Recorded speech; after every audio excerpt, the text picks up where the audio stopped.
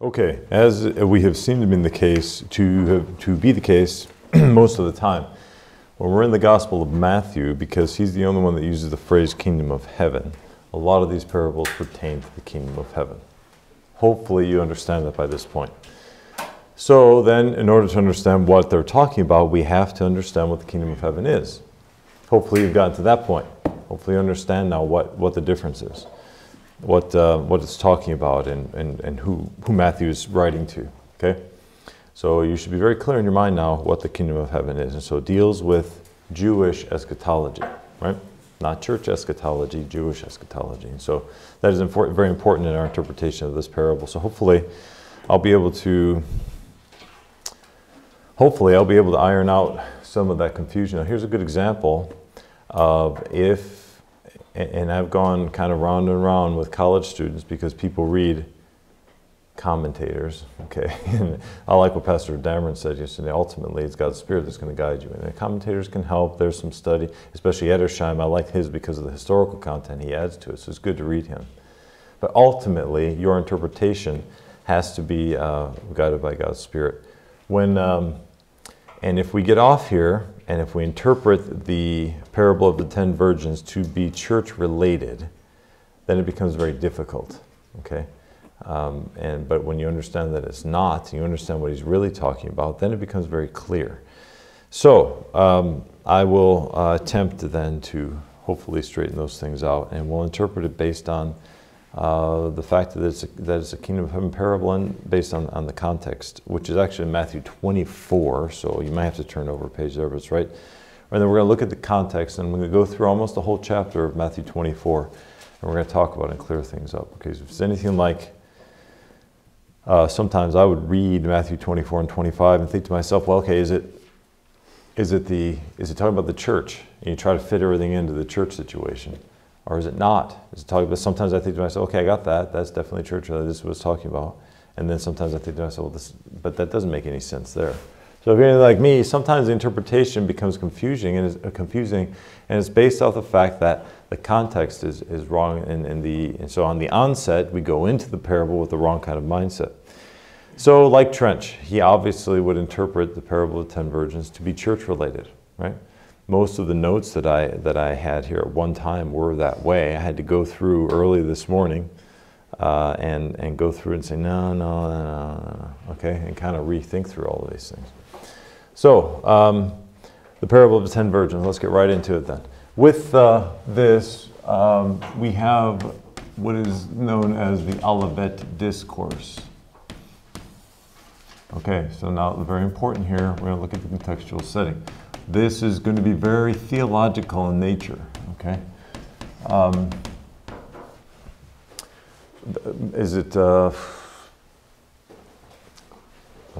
really bad with names. I know it starts with a B, but the man that came and preached, and he wrote the schizophrenic book, Brennan, yeah, right, Brennan, yeah. And I didn't know he's from the north side of Chicago. Then that's where his okay. So anyway. We had lunch and we were invited to go speak with him. We were talking about education and kind of holding a premium on education. And Christianity and education historically have always gone together. Whenever God's word was elevated, so was education. It's always that way. So then for a Christian education to be less academic and less educational than others really goes against what I think the Bible teaches. We are to love the Lord our God with all of our body and all of our mind too, isn't it? So we should refine our mind to as much as we can. And in this way we're loving the Lord, and we express our love for Him when we refine Him. When we take care of ourselves physically and mentally and all of this, we are saying, and we're being good stewards of what God has given to us. So education should be held at a premium. But in theological, and I don't want to say circles, but in the area of theology, it's really all educational. What I mean by that is this: if you're in the medical field, they have their clinicals, right? In other words, they have actual practical application. They'll go to a hospital and work there. Engineering, you definitely have a practical thing. Okay, you're designing something that gets put into the process and is actually in a manufacturing process or whatever. And there are very practical applications of those things. But in theology, it's all studying and research, and that's all of it. Okay, you really don't have a practical, I mean, what are you going to do? All right, I want you to go and win 10 souls. Okay, now there's your practical experience. I suppose there is some in ministry. Okay, you're on bus routes and that sort of thing. But theology is really, all of it is abstract in nature. And so it is, it's all study. So if you receive a degree in theology, there isn't really a practical aspect to it. It's all philosophical in nature. I don't mean philosophy in a bad way. But it's philosophical. In other words, it's wisdom is what it is, and it's study. It's philosophical in nature. So my point is this: shouldn't those of us who study theology put a higher price on education, because it's really all philosophical, and we should really. And so that's the idea. When now here I forgot where I was going with that one, but at any rate, so this is going to be very theological. And we have to understand this proper interpretation of Scripture. Now, where it does come in to play, and it's actually more important, is the fact that if we interpret these things wrong and give it to other people that way, then we increase this misunderstanding. Okay? And as teachers and preachers, we have to be very careful. That's what the book of James says, be not many masters, because unto them is a greater condemnation. Okay? It's talking to me, and it's talking to all of you will at one time teach. So it's very important that in the ministry, really, all that we do is teach. All that we do is educate. That's the whole purpose of it. Okay. Does the Lord's Great Commission revolve around education and teaching? All of it does. He says, go and show them, baptize them, and continue teaching them. That's what it is. So we should put a high premium on education. And for you, that means you got to put the proper time into what you're learning here. It's important. Okay. Because this is it. This is the be and end all of it. All right, so we have to interpret things properly. Now, in the parable of the 10 virgins, then this is couched in very, very important questions that the disciples of the Lord asked him. So we'll go to Matthew chapter 24 in the beginning of the chapter. And what happened was the Lord was now in Jerusalem. Now let's take you back, okay, thousands of years ago. And he's going through the temple, and there were many houses of the temple, and the Jewish people were very proud of their Temple Mount and all the palaces and things. King Herod, of course, extended the Temple Mount, actually extended the mount. Okay, where it was here, he actually filled it in with earth and extended that mount, actually made it larger. And he put fortresses there, the Antonia fortress, which is not there anymore. But all those things were there. And the porticos, there are some things remaining on the Temple Mount today that you can still see those things. But it was an amazing structure. And you can even go there today, and you can see that some of the stones they used as the foundation stones of that temple are enormous, enormous stones, huge. They are, I don't know, but probably from here to, maybe from about right here to that back wall, about this wide and about that thick, one solid rock. Now, how in the world they even move that thing to get it one on top of another, but it's there. And they made it in such a way where it's not straight up, it actually moves in a little bit, so that the center of gravity is moved more to the middle and made it more stable. There were no dummies when they built those things. Whoever built them were very intelligent in being honest, and the way that those stones fit together is even more amazing. So we marvel at this, what they did, and so and this is nothing what it was. Okay, what I'm saying is, if we can marvel at ruins, imagine what it was like when it was all put together. So they're walking through the Temple Mount area. And so it says in verse 1 of chapter 24, and Jesus went out and departed from the temple, and his disciples came to him to show him the buildings of the temple. Right? So these are not the temple itself, but the buildings of the temple. He, of course, went through his triumphal entry, and these things had all happened. And so then Jesus said unto them, so then he showed, so if you can imagine in your mind's eye, they're walking through the buildings of the temple, and the disciples are showing the Lord all of these things and marveling at the architecture of the temple, something they're very proud of. Verse 2, and Jesus said unto them, see ye not all these things? Verily, what does verily mean? Surely or truthfully. I say unto you, now here again is Jesus' mode of teaching was authoritative. Okay, he says, verily I say unto you, not Rabbi so-and-so. He says, I say to you, there shall not be left here one stone upon another that shall not be thrown down. It's an amazing statement. Okay, so here you're a disciple, say, put yourself there. And you're showing the Lord all of these things and all the magnificence of the temples and all the stones that are upon one another. I said, look at And I can see them doing that. And I've been there, so I have kind of a visual. But then the Lord says this, well, you see all of this magnificence that you're pointing to? Not only will it be destroyed, not one single stone is going to be left upon another. It's going to be all torn down. Now they've unearthed the Western Wall. The Western Wall is where it's called the Wailing Wall, where they're just the closest point the Jews can get to their Temple Mount, legally speaking. So that's where they go. And south of there, okay, it had been uncovered, and now they've uncovered a lot of those things to the southern portion of it.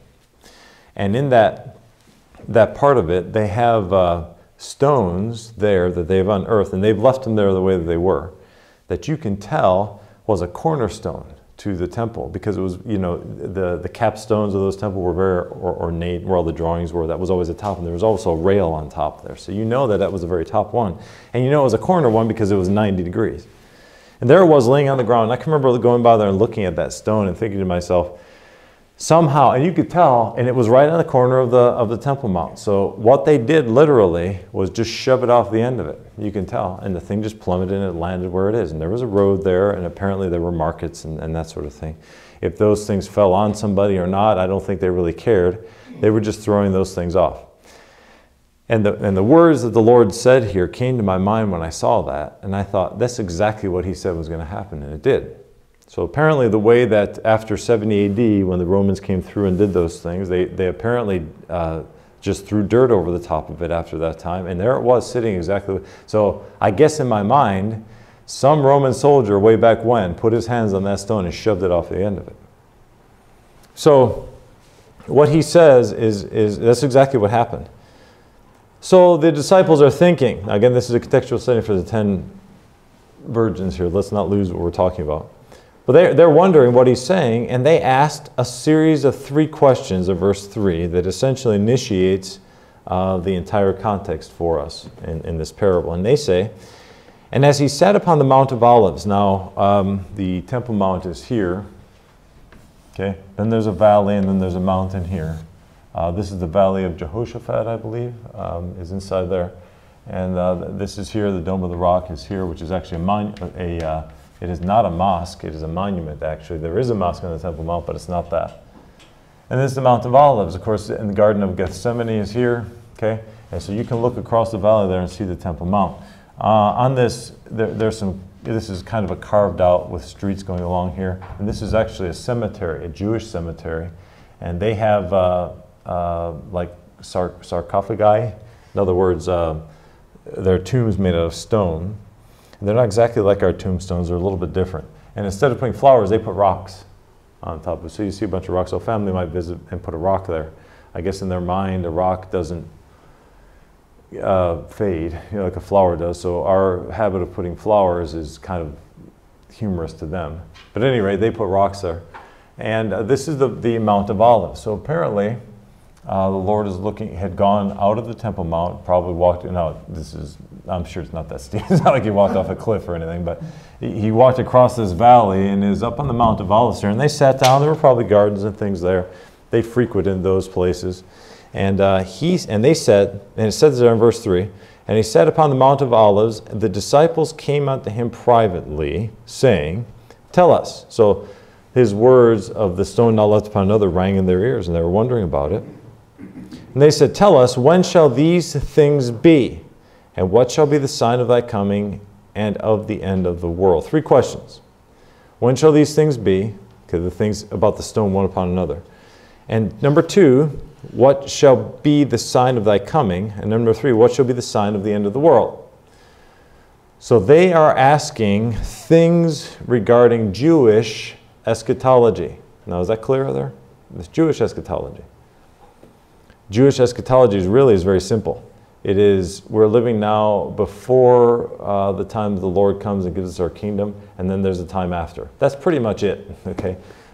Judaism, at least at this point, although there is a study of God's word, certainly, really is a religion of waiting, just waiting for the Lord to come and their Messiah, and they're going to give them their kingdom. Many people believe it's the person that started the Zionist movement in Israel.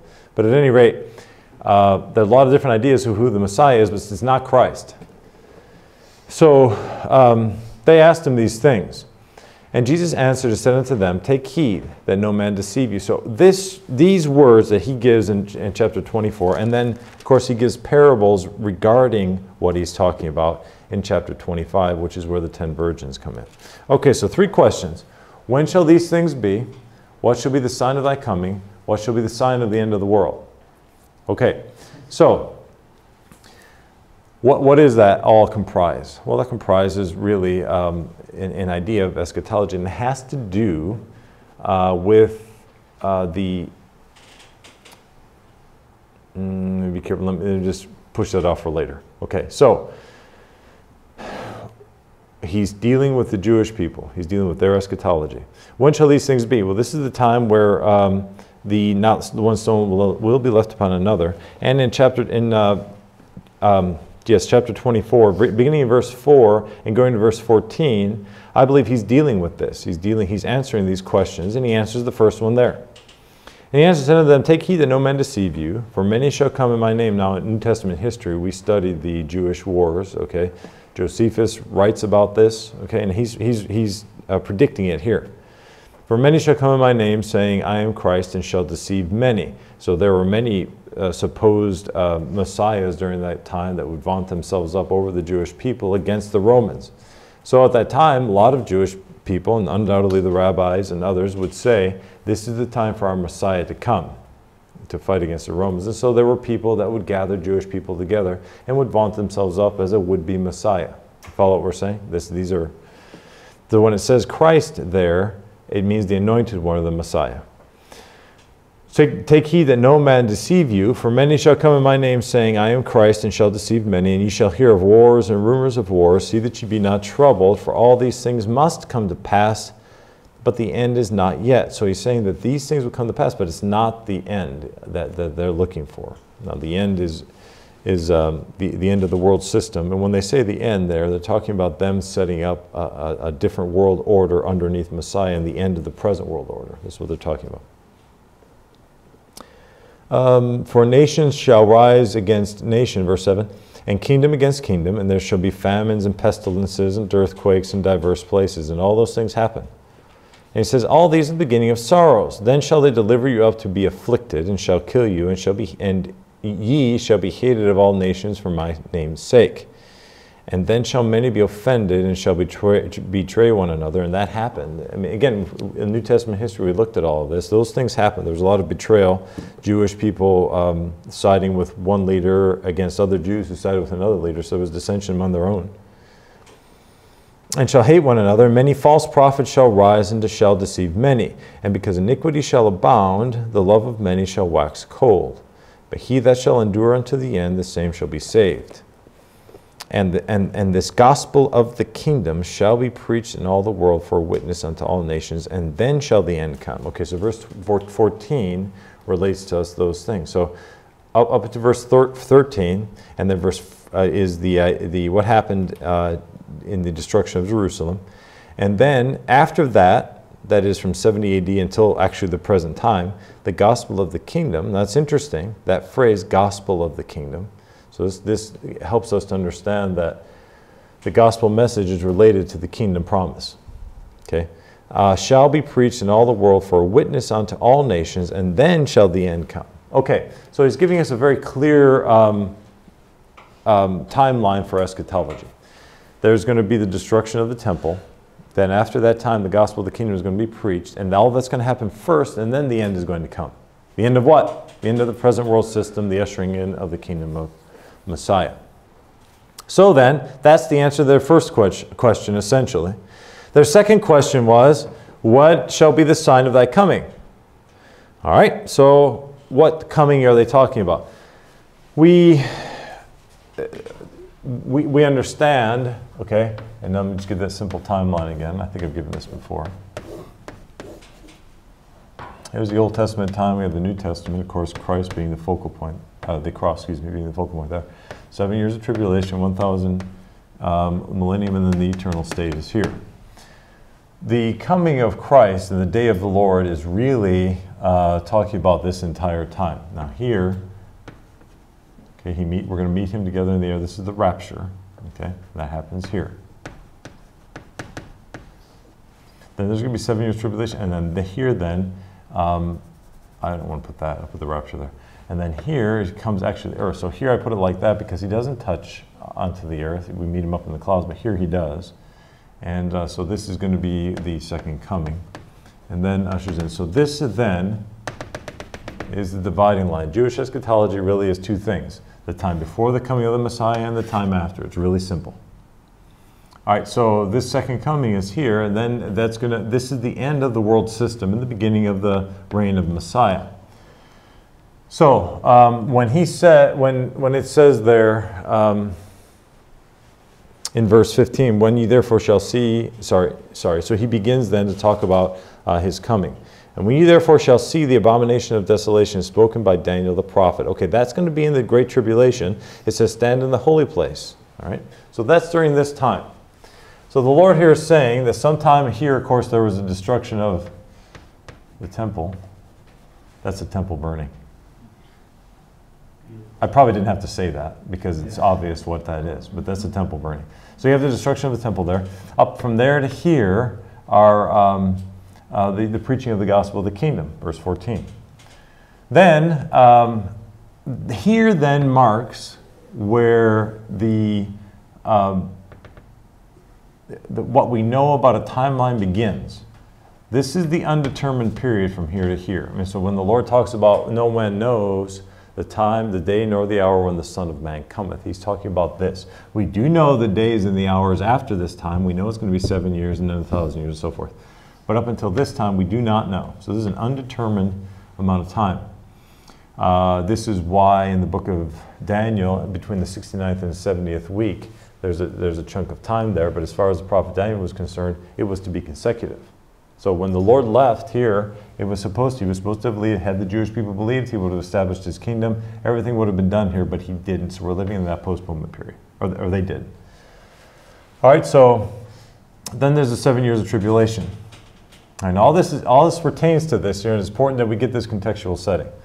All right, so then he goes on to talk about the Great Tribulation. So their second question was, when shall be the sign of thy coming? So when they're talking about thy coming, it's really the beginning of the time rendering, which would be here. Okay, which means this whole thing is the day of the Lord. All right, and this 7 years Great Tribulation pertains to Israel. It does not pertain to the church. Right, the church is gone. So this 7 years Great Tribulation has nothing to do with the church, which is why we say you really can't interpret the parable of the 10 virgins in a church setting. Verse 14 deals with the church setting, but verse 15 deals with Great Tribulation. So, when ye therefore shall see the abomination of desolation spoken by Daniel the prophet, stand in the holy place. This deals with the Great Tribulation.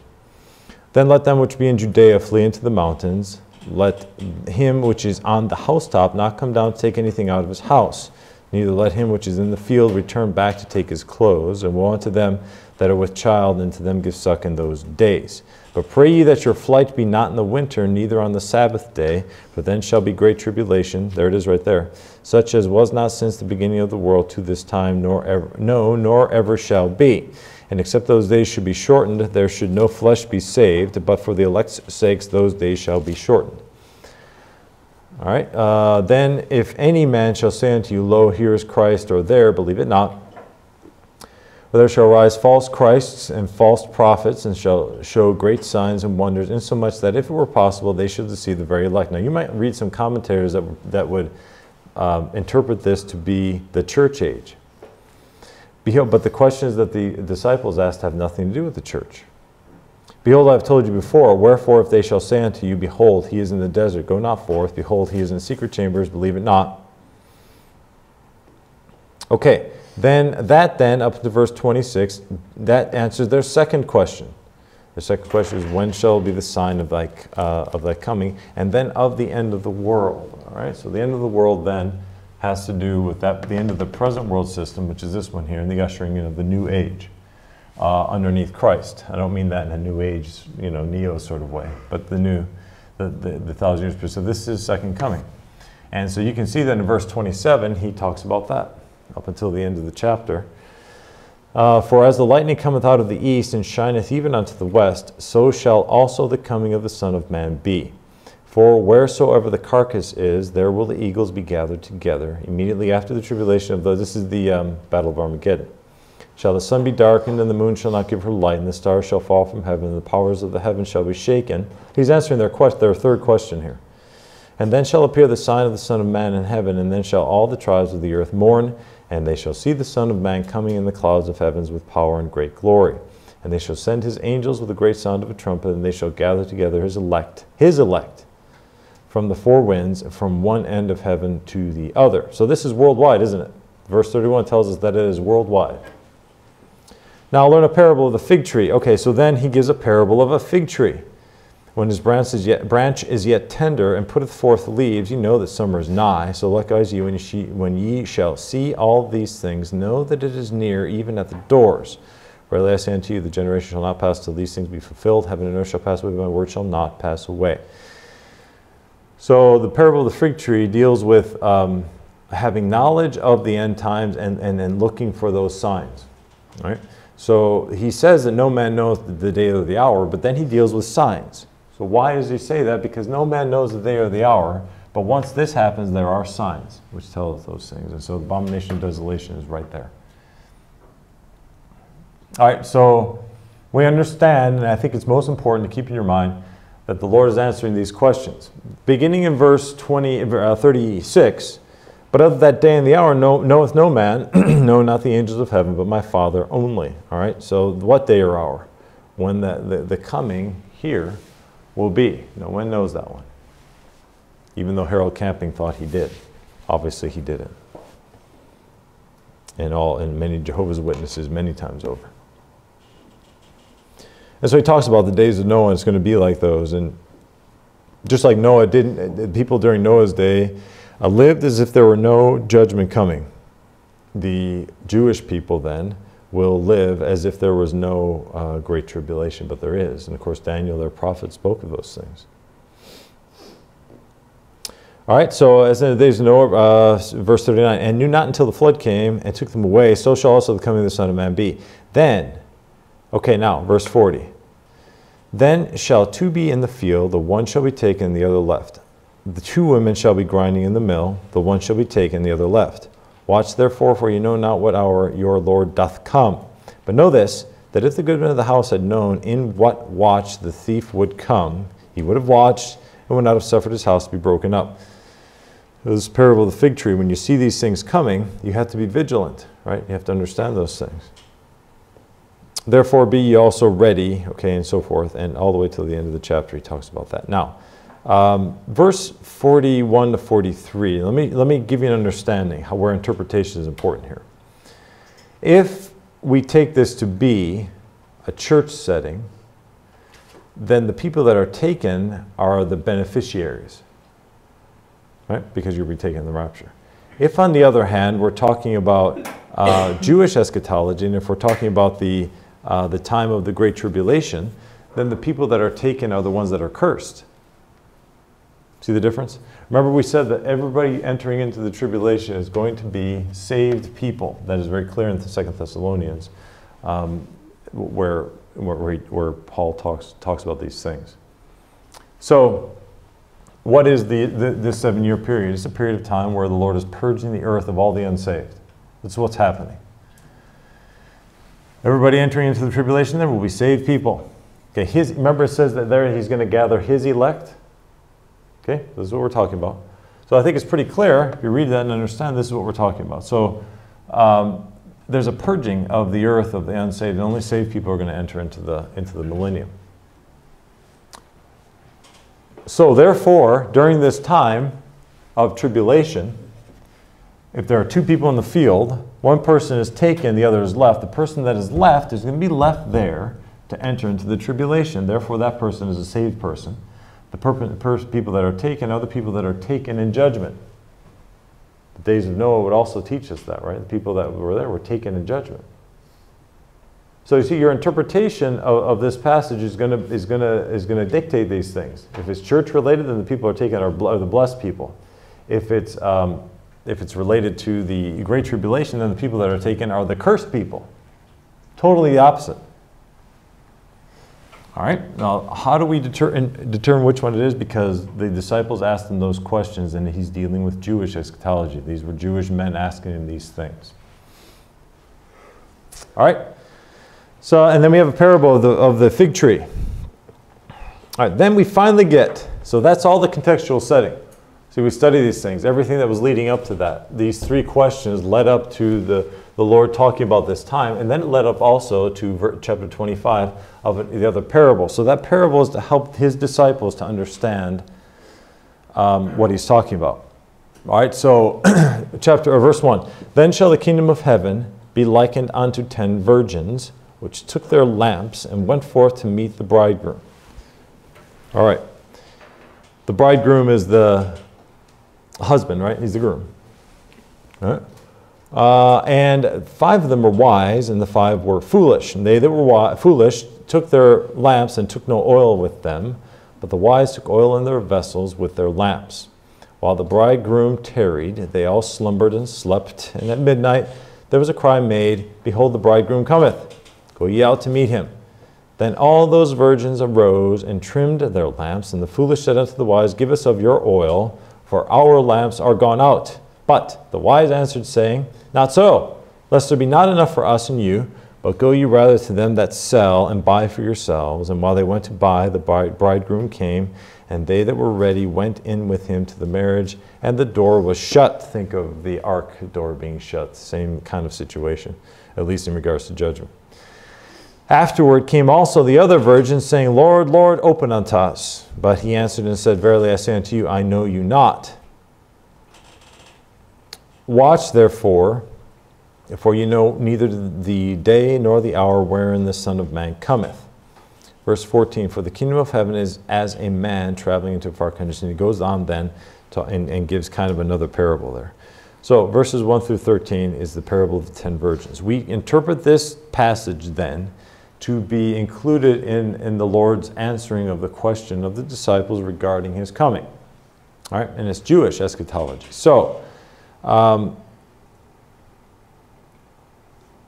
now, let me talk a little bit. So that's, I think, sufficient there for the contextual setting.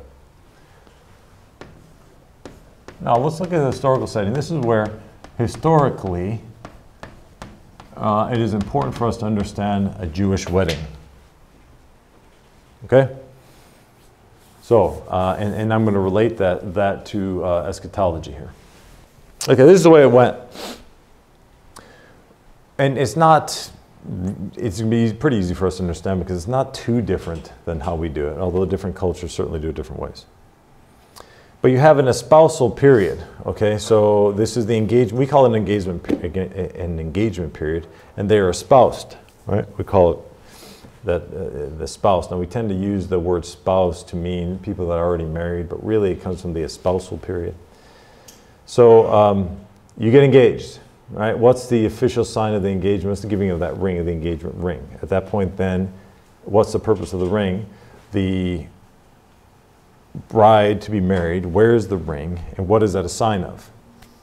She's engaged, right? Okay, so there's a certain period of time then, and they choose a date which they're going to be married and all of that, all right? And this is how it works. And then there's the wedding, the official wedding celebration, and then of course, then they're married, all right? It's pretty easy.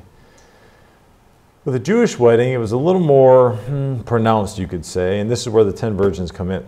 So what would happen is this.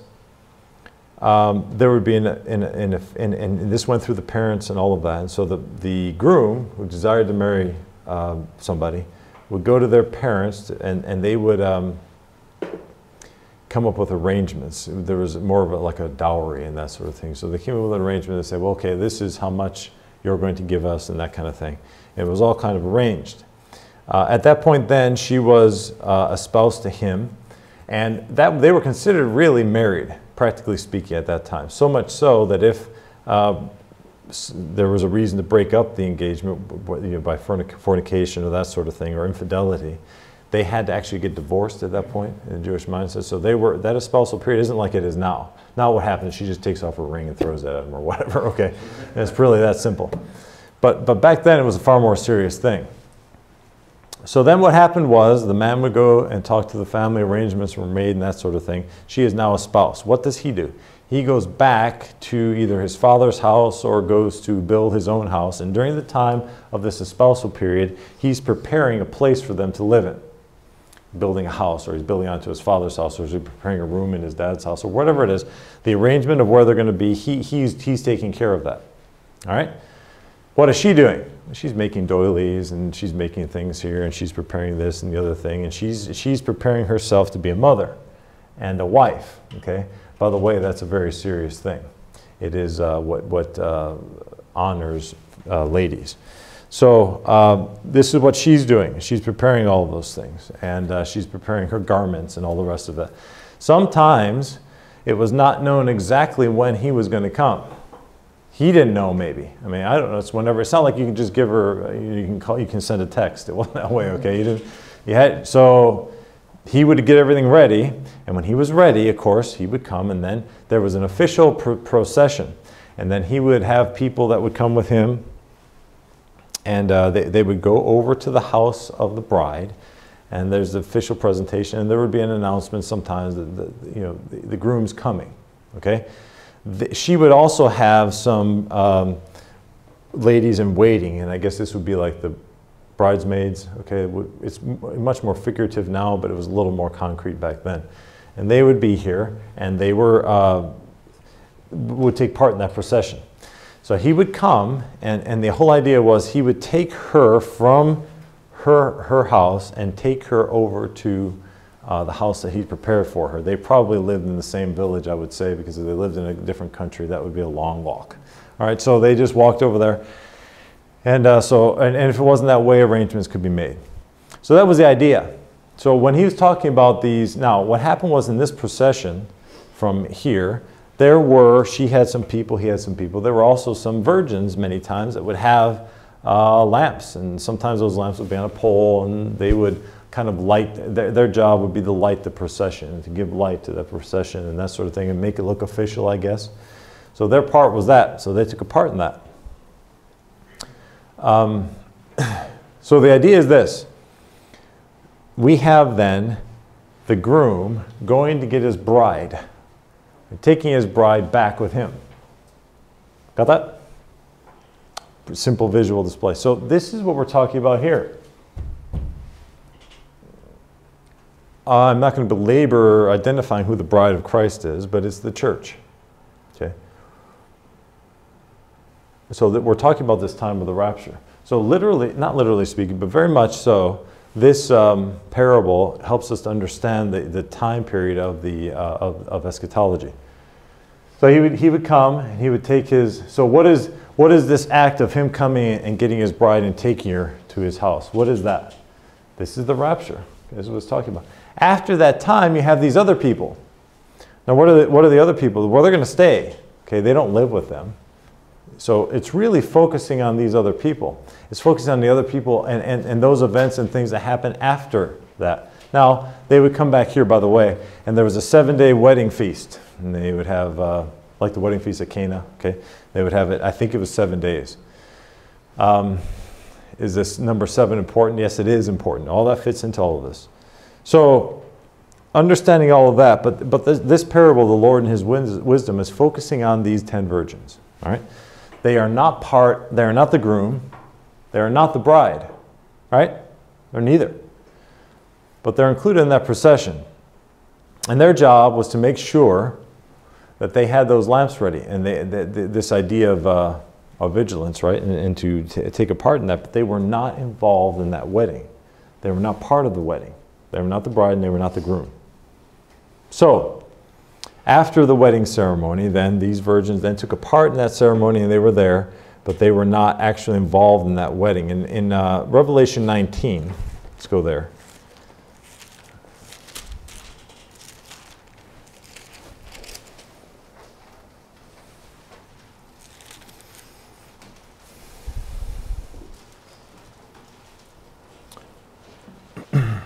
All right, so I heard the voice of a great multitude. Okay, verse 7. Let us be glad and rejoice and give honor to Him, for the marriage of the Lamb is come, and His wife has made herself ready. And to her was granted that she should be arrayed in fine linen, clean and white, for the fine linen is the righteousness of the saints. And so there again is pretty clear indication for us. We can surely fit the church into that. And he saith unto me, right blessed are they which are called unto the marriage of the supper of the Lamb. And he saith unto me, these are the true sayings of God. And I fell at his feet to worship him. And he said unto me, see that thou do it not, I am thy fellow servant, and so forth. And I saw heaven opened, and behold a white horse, and he that sat upon it. So this is the rapture, okay, the marriage supper of the Lamb. We call it the Beulah supper, because Beulah means wedding in Hebrew. So this is, all that means is wedding supper. All right. So, and I saw heaven open, and behold a white horse, and he that sat upon him was called Faithful and True, and in righteousness he doth judge and make war. This is him coming, and this is the Great Tribulation, okay, and Revelation chapters 4 through 18. So then it goes on to talk about that. And then there is in verse 17, and I saw an angel standing in the sun. He cried with a loud voice, saying to all the fowls that fly in the midst of heaven, come and gather yourselves together unto the supper of the great God. It's a different supper. You had the wedding supper of the Lamb, and then you had the supper of the great God. Okay, so many people confuse that too. But so this again, even in Revelation 19, gives us that procession. You have the wedding supper of the Beulah supper here. This is the wedding, this is the arrangement. So the Lord is going to come back. He's going to get his bride and take him to heaven, and there's going to be a celebration. This is the rapture. Okay. After that time, then there's going to be 7 years of great tribulation. There's going to be a lot of people slain. All of that, the Lord is purging the earth. This is the period then where the Lord is trying to help them with this parable to see these things. Okay, so those virgins would have had a part in that, but they weren't a member of the wedding ceremony. Okay. Incidentally, too, in chapter 25 here of Matthew, the bride is not mentioned. The bridegroom is mentioned, the 10 virgins, and so forth, the announcement of the bridegroom, but the bride is not mentioned. Okay? Again, because his focus is on the Jewish people. All right, so then what happens with the oil? Well, the oil then is representative of them being prepared when the bridegroom comes. So to the church, the groom coming is the rapture. To the Jewish mind, to the Jewish people, the bride coming is their king. Okay? And so when that happens, is right here, they are prepared in what way? Well, everybody in here is going to be prepared for the coming of the king. This is the preparation, 7 years of preparation for the coming of the king. What prepares somebody here? As we said, going into the millennium, are saved people. So the preparation here is that they be saved. So then, these virgins that were here, 5 of them having oil for the lamps and 5 not having oil. That made the difference of both of them.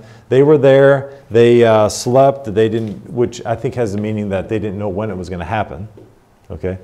Then when it did happen, some of them were prepared and some of them were not. The ones that were not prepared are the ones, I think it simply means that they were not saved. What is the Lord trying to get them to see through all of this? That the blessings of the kingdom of heaven are to those who are spiritually qualified, that is, saved. All right, and we know that from 2 Thessalonians, and that only the saved people go in there. And the book of Isaiah also brings out that truth. So that's the 1,000-year reign of Christ. So here, the contextual and historical setting both get us to understand that the Lord is answering these questions, and that is Jewish eschatology. The historical setting is the idea of the Hebrew wedding ceremony, which gives us a very clear understanding of this time period. And then we can say, then what is the main idea? Well, the main idea the Lord is getting across here is to be prepared for the coming of the Lord. That what the disciples should have focused on are not the buildings of the temple and the magnificence of all of that, but rather to be prepared for when the groom comes. And how are you prepared? Through salvation. So I think that's very clear. And why oil? Why does he deal with oil here? Well, that is a picture of God's Spirit. I think figuratively it means that, or it could mean that. But I think ultimately, whether it's oil or whether you could use water or whatever, the point is that some were ready and some were not. And what made the difference there was salvation. All right, and then in Matthew 24:14, There we have the gospel of the kingdom is preached unto all the world, and then shall the end come. So there's another clear indication there. That end, here it is. So they are to be prepared for that end through salvation. So we can go, that's the way we interpret this, I think. And so the interpretation is straightforward. We don't have a whole lot of time. In fact, we have hardly any. Just a few minutes. But yeah, so I think that's what we're talking about. And we can see that contextually. At that point, then, the 10 virgins would represent. Why 10? I don't know why there are 10. Okay, you talk about a lot of things, but there's 5. I don't know. It does go along with there being kind of like half, where 2 of them in the field, 1 was taken, the other one. Okay, whether it's going to be exactly 50% or not, I don't know if that's necessarily brought out here. I don't know that. Why there were 10, I don't know that either. But I'll be careful not to interpret this to mean something that it doesn't outside of the context, you see. So that's why I say I don't know why 10. So then they all had their lamps. They were all ready to go. They all had knowledge of that wedding. But some of them were prepared and some of them weren't. Here again, we have that same understanding. The knowledge of it came from the prophets. So they knew a knowledge of this king that was going to come and give them their kingdom. They had knowledge of that. That those that are prepared are the ones that are saved, and those that are not prepared are the ones that are not. All right, so that's straightforward. There's nothing really, I don't think we should go beyond that. So if we're to interpret this to be the church, right, what's the problem there? That would mean that the church is involved in the Great Tribulation, which that flies in the face of other scripture. So this is what people do, interpreters sometimes, the people that are not premillennial, in other words, they don't believe in the premillennial rapture of the church, which I think is very clear when we look at Revelation 19. We see that in the Jewish wedding ceremony, which is brought out here. We see it in a lot of different examples and in Scripture in 2 Thessalonians and all of that. That is pretty clear what that time period is, and so it is. And the church is not appointed unto wrath. It tells us that. Okay, so it is pretty clear that the church is not involved here. Also, the book of Revelation, after chapter 3, the church is not mentioned. All right. So although the first 3 chapters it is, but after that time it is not. And chapters 4 through 18 is dealing with the Great Tribulation. So over time and time again, we see that. All right. But if people try to force this idea that the church is going to go through the tribulation, they will use parables like the parable of the 10 virgins to show that this is to be church related. And that the Lord here is dealing with his church. And so because he's dealing with his church, we have the church going into that tribulation there. So you see how the interpretation is messed up. Now, whether or not people would force this idea of a post-trib or a pre-wrath or whatever you might say, and then force the parable of the 10 virgins to go along with what they believe that the scriptures teach, or whether they take it directly off of this, either way, there's a problem there. And so we have to keep clear in our mind this idea. So a lot of people like to downplay eschatology, but it comes into play a lot here, doesn't it? A whole lot. And it comes into play a lot with Jesus' teaching and the teaching of the parables and in dealing with the Jewish people. So when the Lord was living, that was a time period where had they believed in him as a nation, then this eschatological timeline would have already happened. But it didn't. Again, this is man's point of view. But it didn't. It hasn't yet. Okay, so we, by faith, believe that it will. And what does the Lord tell us there in verse 14? That this gospel of the kingdom will be preached until the end comes. This is the time period that we're living in. So what is our job? Our job as a church is to give this. We are the God-appointed institution to help people realize salvation so that when this time period comes, people will at least have had the ability to be able to get saved. So that's the function of the church right now. Okay, so all of time really revolves around before here and then after here, really. Everything has always been prepared that way. Okay, you're dismissed.